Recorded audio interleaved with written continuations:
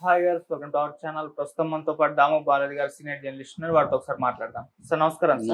Sir Pranay కేసులో judgement తర్వాత అమృత పైన ఇప్పుడు నెటిజన్స్ అయితే ఫోకస్ పెట్టేస్తారు, అంటే ఎలా లైఫ్ లీడ్ చేస్తుందని చెప్పేసి. అయితే కాస్త ట్రోలింగే చేస్తున్నారు సార్, విమర్శలు అయితే ఖచ్చితంగా నెటిజన్స్ అయితే చేస్తున్నారు. అంటే ఏ రకంగా అంటే అత్తమామను వదిలేసి ఇక్కడ ఉంటున్నారు, యూట్యూబ్ లో వీడియోలు చేసుకుంటున్నారు, ఆమె పెట్టే ఫొటోస్ కానివ్వండి, లేకుంటే రెండో మ్యారేజ్ చేసుకోబోతున్నారంటూ ఈ రకంగా విమర్శలు అయితే చేస్తున్నారు సార్. మరి ఏ విధంగా చూడొచ్చు ఆమె లైఫ్ ని? నెటిజన్స్ అయితే ట్రోలింగ్ చేస్తున్నారు కదా, దానిపైన మీ ఒపీనియన్ సార్, మీరేం చెప్తారు? అంటే మామూలుగా ఇటువంటి సంఘటన జరిగినప్పుడు బ్రాడ్ గా రెండు రకాలుగా విడిపోతారు. ఇక్కడ కేసులో తీసుకుంటే అమృతాన్ని సపోర్ట్ చేసే ఒక వర్గం, అమృతాన్ని వ్యతిరేకించి వాళ్ళ నాన్న మారుతిరావుని సపోర్ట్ చేసే వర్గం, రెండుగా విడిపోయారు. మామూలుగా మనకి ఏంటంటే ఏదన్నా సంఘటన జరిగినప్పుడు సింప్లిఫై అంటారు, అంటే కాంప్లెక్స్ ఇష్యూని సింపుల్గా అర్థం చేసుకొని ఒక సైడ్ తీసుకోవడం సులభం మనం. ఎందుకంటే మన కాంప్లెక్స్ సమస్యని కాంప్లెక్స్గా అర్థం చేసుకోవడం కానీ, కాంప్లెక్స్ సమస్యకి సింపుల్ సొల్యూషన్ ఉండదని అర్థం చేసుకోవడం కానీ చాలా కష్టం. మనుషులు ఎవరైనా ఒక బ్లాక్ అండ్ వైట్గా కావాలనుకుంటారు, ఒక సైడ్ తీసుకునేస్తే ఈజీగా ఉంటుంది వాళ్ళకి. ఏదో ఒక హీరో విలన్ అన్న సైడ్ తీసుకోవాలి, అట్లా ఉండదు జీవితం. కాంప్లెక్స్గా ఉంటుంది. చాలా విషయాల్ని మనం సింపుల్గా అతని మారుతిరావుది తప్పనో లేకపోతే అమృతది తప్పనో చెప్పేయలేము. మారుతిరావు పాయింట్ ఆఫ్ వ్యూ నుంచి కొన్ని వ్యాలిడ్ అంశాలు ఉంటాయి, అమృత పాయింట్ ఆఫ్ వ్యూ నుంచి కొన్ని వ్యాలిడ్ అంశాలు ఉంటాయి. ఓవరాల్గా ఈ ఇష్యూని ఎలా అర్థం చేసుకోవాలి అనే యాంగిల్లో కాకుండా ఒక సైడ్ తీసుకొని మాట్లాడడం కనబడుతుంది. ఇప్పుడు ఏమైందంటే ఇది ఎవరు ఊహించలేదు, ఇంత త్వరగా తీర్పు వస్తుందని. కానీ ఇటువంటి తీర్పు, ఆ అబ్బాయి చంపిన తనైతే ఇబ్బంది పెడతారేమో, కానీ మొత్తం దాంట్లో ఇన్వాల్వ్ అయిన 8 మందికి, అందులో సుభాష్ శర్మకేమో ఉరిశిక్ష పడింది, మిగతా 7 మందికి కూడా యావజ్జీవ కారాగార శిక్ష పడింది, ఇంక్లూడింగ్ అమృత వాళ్ళ చిన్నాన్న బాబాయ్ శ్రవణ్, అతనికి కూడా పడింది. సో దీంతో ఏమైంది, శ్రవణ్ కూతురు భార్య వాళ్ళు వచ్చి మీడియాతో మాట్లాడి చాలా ఆవేదన ఎక్స్ప్రెస్ చేస్తూ, బాధ ఎక్స్ప్రెస్ చేస్తూ ఈ అమ్మాయిని విలన్గా చిత్రీకరించడం ప్రారంభమైంది. దీంతో ఇప్పుడు అనేక కథనాలు వాళ్ళు కూడా మాట్లాడారు. మన ఛానల్తో మన రిపోర్టర్ వెళ్ళినప్పుడు కూడా వాళ్ళు ఆ అమ్మాయి మీద చాలా విషయాలు చెప్పారు. ఇదేంటంటే ఇప్పుడు కాన్స్పిరసీ థియరీలు వస్తాయి, మనకు తెలియదు నిజంగా అవి కరెక్టాగా వాళ్ళు చెప్పడం వీళ్ళు చెప్పడం తప్ప మనం ఎట్లా దీన్ని ఏది కరెక్ట్ అని మనం ఎలా డిసైడ్ అవుతాం.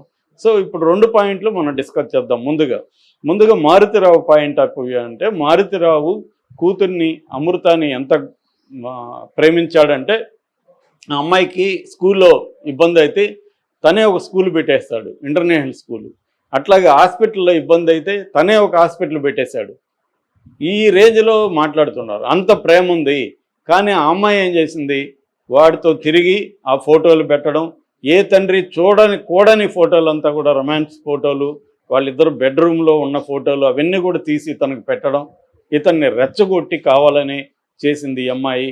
అంటే ఈ అమ్మాయి కామంతో కళ్ళు మూసుకుపోయి 9వ క్లాసులోనే చూడకూడని విధంగా తండ్రికి అంటబడింది అతనితో అనేది ప్రధానంగా ఈ అమ్మాయిని విలన్ చేస్తూ, ఈ అమ్మాయి ఇలా రెచ్చగొట్టడం వల్లనే ఆయన ఏ తండ్రి అయినా ఏం చేస్తాడు, ఈయన తండ్రి అంతులేని ప్రేమని కూతురికిస్తే అంతులేని వేదన్ని దుఃఖాన్ని కూతురు అతనికి ఇచ్చింది, అతను తట్టుకోలేకనే ఈ నిర్ణయం తీసుకున్నాడు అనేది వాళ్ళ వాదన. ఈ వాదన లీగల్గా చెల్లదు. ఫస్ట్ ఆఫ్ ఆల్ ఈ కోర్టులో వీళ్ళు పోయి చెప్పారనుకో, పక్కకు పోరా అంటారు. ఎందుకంటే నేను ప్రేమించాను కాబట్టి నేను చంపుకునే హక్కు ఉందని ఏ చట్టం చెప్పదు. ఫస్ట్ ఆఫ్ ఆల్ నేను ఎవడు ప్రేమించున్నాడు, నువ్వు ప్రేమిస్తే అది నీ ప్రాబ్లం. నువ్వు ప్రేమించావు కాబట్టి నీ మాట వినకపోతే చంపేస్తావా, అది కుదరదు. అక్కడ కోర్టు లీగల్గా నేను ప్రేమించాను కాబట్టి నేను చంపుకుంటాను సార్ అని కూడా అంటే దాన్ని ఒప్పుకోరు ఎవరు, లీగల్గా మన చట్టాలు ఒప్పుకోవు. అందుకే ఇప్పుడు ఆయన బతుకుంటే కూడా ఆయనకు కూడా ఉరిశిక్ష పడి ఉండేది.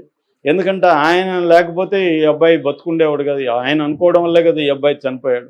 రెండవది, ఒక స్కూల్ కట్టించినవాడు కూతురు కోసం, ఒక హాస్పిటల్ కట్టించినోడు, అంత ప్రేమ ఉన్న వ్యక్తి అమ్మాయి కోరుకున్న తను ఎందుకు ఇవ్వలేదు? అమ్మాయి కోరుకునేది, నీకు ఇష్టం ఉందా లేదో సంబంధం లేదు, ఆ అమ్మాయి మీద అంత ప్రేమ ఉంటే, ఆ అమ్మాయి హ్యాపీనెస్ నీకు అంత ముఖ్యమైతే, ఆ అమ్మాయి నాకు హ్యాపీనెస్ ఈ అబ్బాయితో ఉంటుంది అనుకున్నప్పుడు నువ్వెందుకు చేయలేదు అనేది మారుతిరావుకి వచ్చే ప్రశ్న.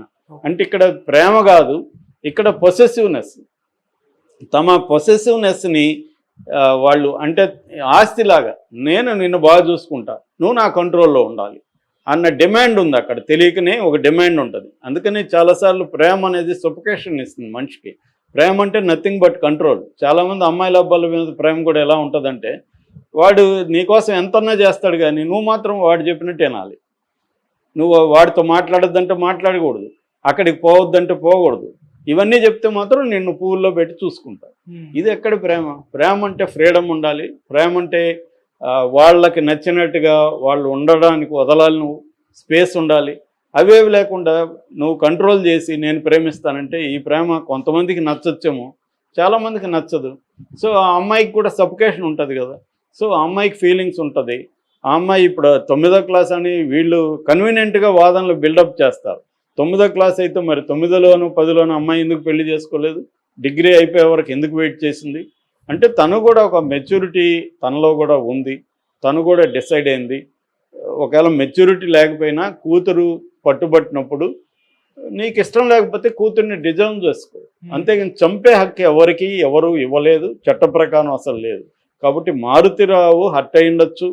మారుతిరావుని అమ్మాయి ఖచ్చితంగా ఫోటోలో ఇంకోటి ఇబ్బంది పెట్టి ఉండొచ్చు.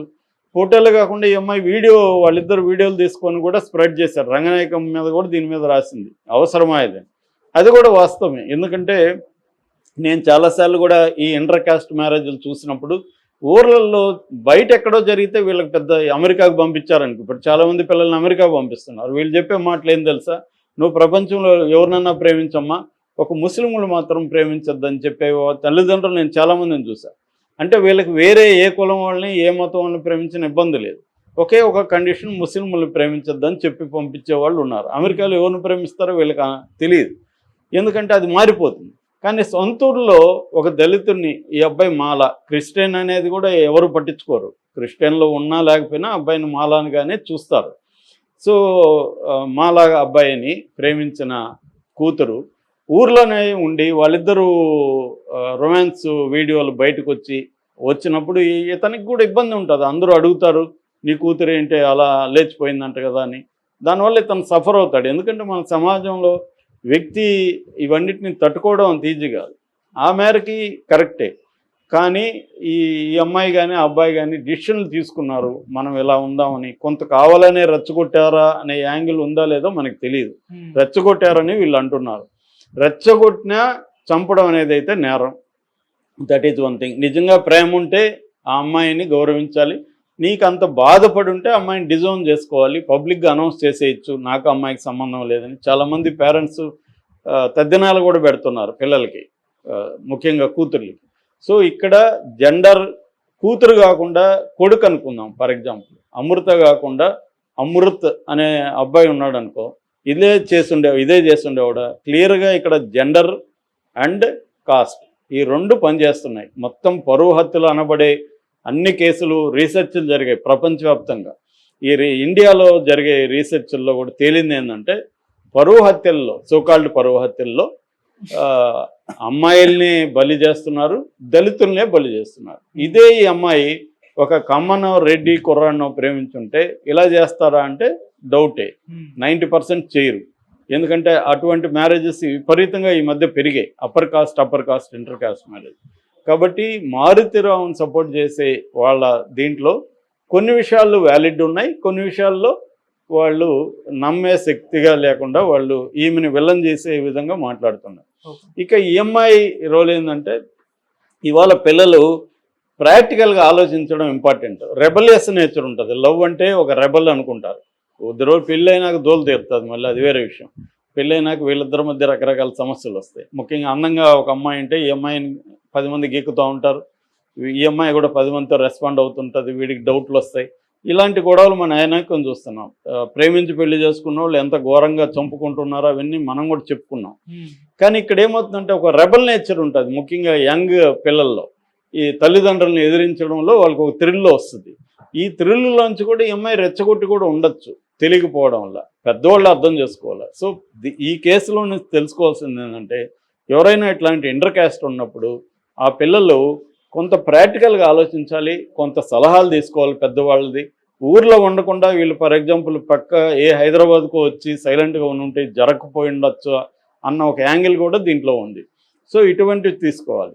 ఇప్పుడు ఎందుకు అమృత ఆమె కొంత సెడక్టివ్ ఫోటోలు తను షేర్ చేస్తుంది. సో ఇదే అమ్మాయి మామూలుగా ఇవాళ అమ్మాయిలు బీభత్సంగా సెడక్టివ్ ఫోటోలు వీడియోలు షేర్ చేస్తున్నారు. చాలా టెంప్టింగ్గా పెడుతుంటారు.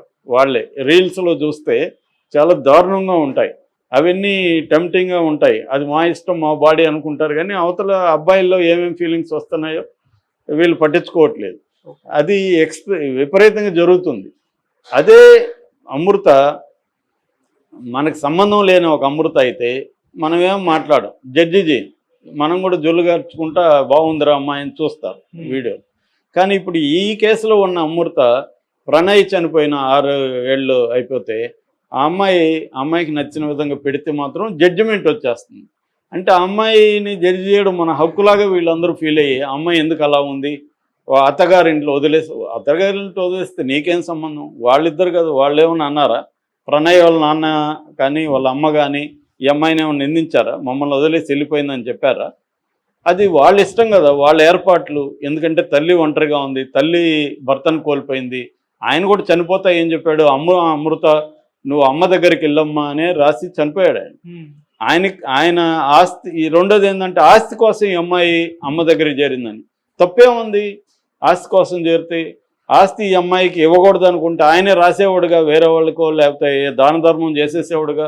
ఆయన ఎందుకు చేయలేదు? ఆయనకు కూడా పశ్చాత్తాపం, నేను చేసిన తప్పు, నా కూతురు బాగోగుల కోసం నేను ఆలోచించుండాలి, నేను తొందరపడ్డాను, చెప్పుడు మాట్లాడినాను అని ఆయన అర్థమైంది కాబట్టి ఆయన పశ్చాత్తాపంతో ఆత్మహత్య చేసుకున్నాడు బతకలేక. అంతేగాని ఈ అమ్మాయికి ఆస్తి ఇవ్వకూడదని కాదు. ఈ అమ్మాయి వారసురాలు, ఆస్తి అనుభవిస్తే తప్పేంటి? అంటే అమ్మాయి పేదగా ఉండాలి, దరిద్రంగా ఉండాలి, వీళ్ళని అడుక్కుంటా ఉండాలి, నాకు ఎవరన్నా హెల్ప్ చేయండి, నేను బతకలేకపోతున్నాను, నా బిడ్డను సాగలేకపోతున్నాను. అమ్మాయి కాన్ఫిడెంట్గా ఉంది, ధైర్యంగా ఉంది, తన బాడీ తన ఇష్టం, తను రీల్స్ చేస్తుంది, తను బతకడానికి ఏవో చేస్తుంది, తనకు నచ్చిన పనులు చేస్తుంది, తన కొడుకుని ఒంటరిగా పెంచుతుంది. అమ్మాయి కష్టాలు మనకు తెలుసా? అమ్మాయి ఎటువంటి నిద్రలేని రాత్రులు గడుపుతుందో ఎవరికైనా తెలుసా? అమ్మాయి లైఫ్ గురించి ఎవరికి తెలుసా? కాబట్టి ఆ అమ్మాయిని జడ్జి చేయడం రాంగు. ఆ అమ్మాయి జీవితానికి వదిలేయాలి. ఖచ్చితంగా ఇది కోర్టు ఆల్రెడీ నిర్ణయం తీసుకునేది. ఇప్పుడు హైకోర్టు, సుప్రీంకోర్టుకి వెళ్తారు. ఆ కోర్టుకి వదిలేయాలి. మనం జడ్జి చేయకూడదు. మనం జడ్జి చేసే అధికారం ఎవరికి లేదు. మారుతిరావుని మనం జడ్జి చేయలేం, ఈమెను జడ్జి చేయలేం. మనం కేసును అనలైజ్ చేయగలం తప్ప దీంట్లో మనం జడ్జి చేయడానికి కావాల్సిన ఫస్ట్ హ్యాండ్ ఇన్ఫర్మేషన్ మనకు లేదు. మనం ఏమన్నా మారుతిరావుని కలిసామా, వాళ్ళ ఇంట్లో వాళ్ళని పోయి కలిసామా, దీని మీద రీసెర్చ్ చేసామా? ఏమీ లేకుండా ఫేస్బుక్లో ఈ అమ్మాయిని విలన్గా చేస్తూ, మారుతిరావుని హీరోగా చేస్తూ, ట్రాజిక్ హీరో అంటారు, ట్రాజిక్ హీరోగా చేస్తూ పెట్టే పోస్టులు ఘోరంగా ఉన్నాయి. ఇందులో అప్పర్ కాస్ట్ వాళ్ళే కాకుండా దళిత మహిళలు కూడా కొంతమంది ఈ అమ్మాయి పడుతుంది. చాలామందికి జలసి, ఈ అమ్మాయి రిచ్గా ఉంది, హ్యాపీగా రిచ్గా అందంగా ఇలాగ ఉంటే భరించలేని చాలామంది పరిస్థితి మనకు కనబడుతుంది.